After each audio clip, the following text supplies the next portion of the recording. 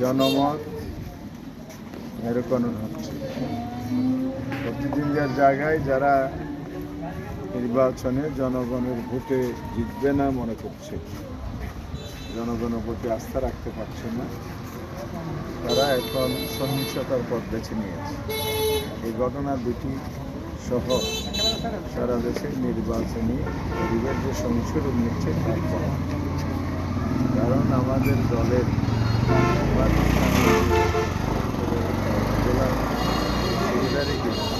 নির্মমভাবে যে দিয়ে মানল হত্যা করলেন এবং ঢাকাতেও যেজন নারীর সহিংসতা হলো, এটা হলো একটি দল যারা মুক্তি গণতন্ত্রের কথা বলে, সুস্থ নির্বাচনের কথা বলে, তারা সহিংসতার মাধ্যমেই তারা নির্বাচনে জিততে চায়।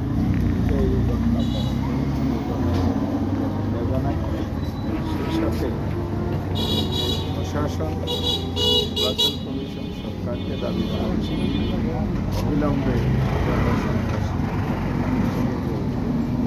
তাদেরকে প্রতিরোধ করা হোক, কারণ সহিংসতা বা হত্যাকাণ্ড যদি বন্ধ না হয় তাহলে সারা দেশে সন্ত্রাসী কর্মকর্তা আরও ছড়িয়ে পড়বে, সন্ত্রাসীরা উৎসাহিত হবে।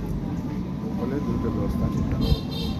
আর জনগণকে আহ্বান জানাবো তারা যেন ধরনের হত্যাকাণ্ড সন্ত্রাসী কর্মসূচিতে প্রতিরোধ করে ফেলে। যেখানেই সন্ত্রাসীরা জোরপূর্বক সমন্বিতের মাধ্যমে মানুষের দায়িত্ব নিতে চায়, অতীতেও যারা এরকম ভোটাধিকার কেড়ে নিয়েছিল তাদের বিরুদ্ধে যেভাবে প্রতিরোধ গড়ে উঠেছে জেলা অভ্যুত্থানের মাঝে, সেই চেতনা ধারণ করে প্রতিরোধ যেন গড়ে তোলে।